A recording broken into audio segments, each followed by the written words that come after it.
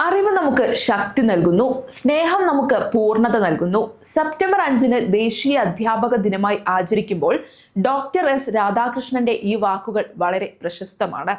നമുക്ക് അറിവ് പകർന്നു തരുന്ന ഗുരുക്കന്മാരെ ദൈവത്തെ പോലെ കാണണമെന്ന് പറഞ്ഞ അദ്ദേഹത്തെ സ്മരിക്കേണ്ട ഈ ദിവസത്തിൽ നമ്മൾ മറന്നു പോകുന്ന ഒരാളുണ്ട്.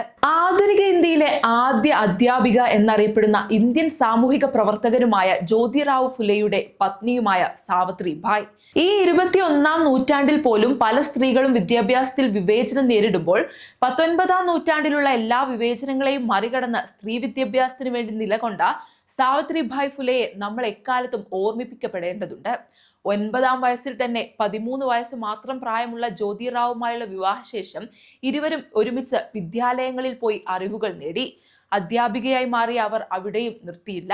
അന്നത്തെ ഇന്ത്യയിൽ വിദ്യാഭ്യാസം നിഷേധിക്കപ്പെട്ട താഴ്ന്ന ജാതിയിലുള്ള പെൺകുട്ടികൾക്ക് വേണ്ടി സ്വതന്ത്രമായി വിദ്യാലയം ആരംഭിക്കുകയും അവർക്ക് വിദ്യാഭ്യാസം നൽകിയും തന്നെ ചാണകമെറിഞ്ഞു സ്വീകരിച്ച സമൂഹത്തിന് ശക്തമായി മറുപടിയും നൽകി. ഡോക്ടർ എസ് രാധാകൃഷ്ണനെ ഓർക്കുന്നത് പോലെ തന്നെ സാവിത്രിഭായിയെയും നമ്മൾ ഓർത്തിരിക്കണം. വിമോചനത്തിൽ നിന്ന് ശാക്തീകരണത്തിലേക്കുള്ള എളുപ്പവഴി വിദ്യാഭ്യാസമാണ്. ഇതായിരുന്നു സാവിത്രിഭായിയുടെ വാക്കുകൾ. അറിവ് പകർന്നു തരുന്ന എല്ലാ ഗുരുക്കന്മാർക്കും അധ്യാപക ദിന ആശംസകൾ.